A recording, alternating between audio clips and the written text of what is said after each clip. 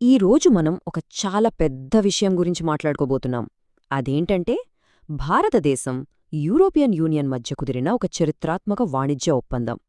దాని గురించిప్పుడు వివరంగా చూద్దాం.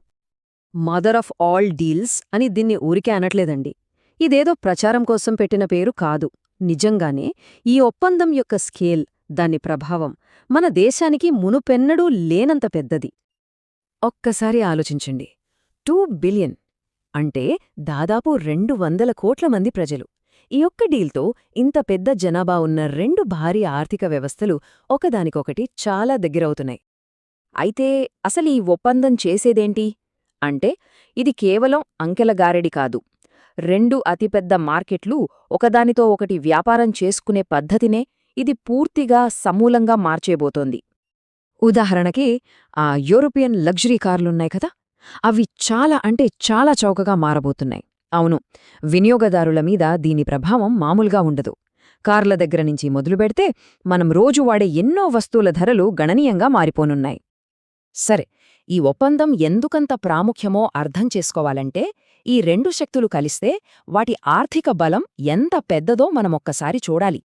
చూడండి, యూలోని 27 దేశాలు, మన భారతదేశం, ఈ రెండూ కలిస్తే ప్రపంచ జీడీపీలో ఏకంగా 25% వాటా, ఇంకా ప్రపంచ వాణిజ్యంలో దాదాపు 3వ వంతు.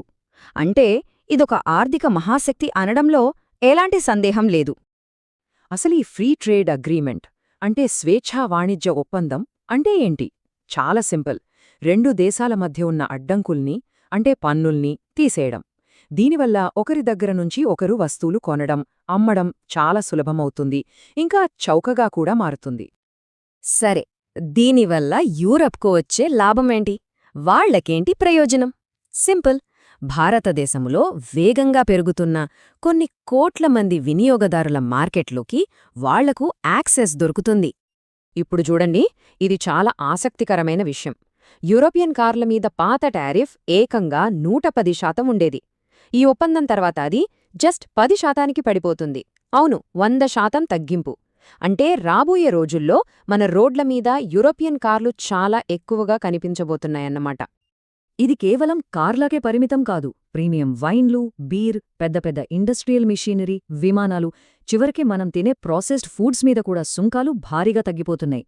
కొన్ని వస్తువుల మీదైతే సుంకాన్ని పూర్తిగా సున్నా చేసేస్తున్నారు. సో మొత్తంగా చూస్తే ఈ ఒప్పందం వల్ల యూరోప్ నుంచొచ్చే చాలా వస్తువులు మన ఇండియన్ మార్కెట్లో చాలా కాంపిటేటివ్గా మారతాయి. 90% వస్తువులపై సుంకాలు సున్నాకి పడిపోతున్నాయి.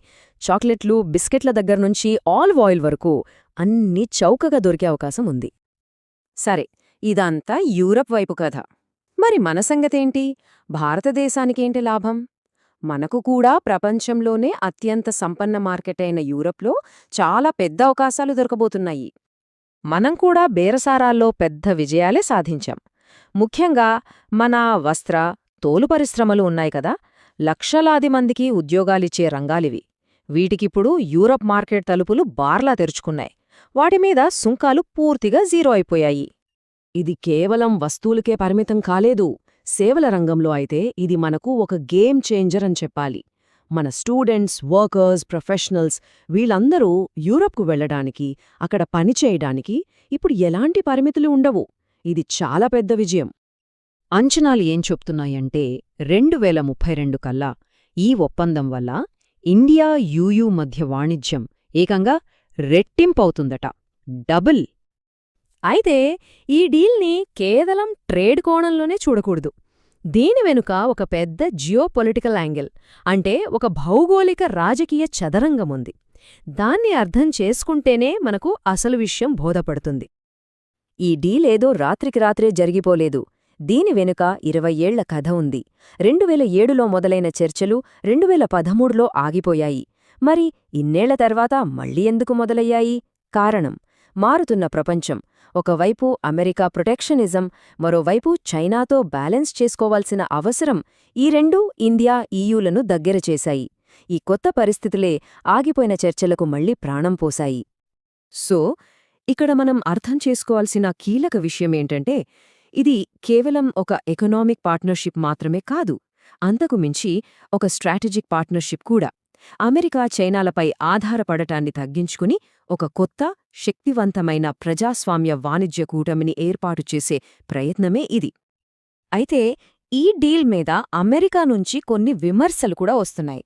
డొనాల్డ్ ట్రంప్ అనుచరుల నుంచి వచ్చిన ఒక మాటేంటంటే, యూరోప్ తనపై తానే యుద్ధానికి నిధులు సమకూరుస్తోంది అని. అంటే రష్యాపై ఒత్తిడి తెచ్చే ప్రయత్నాలను ఈ ఒప్పందం బలహీనపరుస్తుందని వాళ్ల వాదన. అయితే ఎంత పెద్ద ఒప్పందమంటే అంత సాఫీగా సాగిపోతుందా? ఖచ్చితంగా కొన్ని సవాళ్లు, ఆందోళనలు కూడా ఉంటాయి.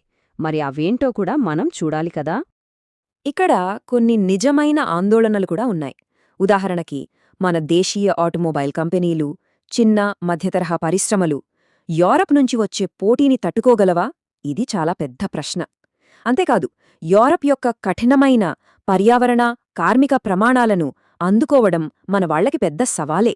దీనికి మన ఇండస్ట్రీస్ చాలా అప్గ్రేడ్ అవ్వాల్సి ఉంటుంది. చివరిగా ఒక్క మాట.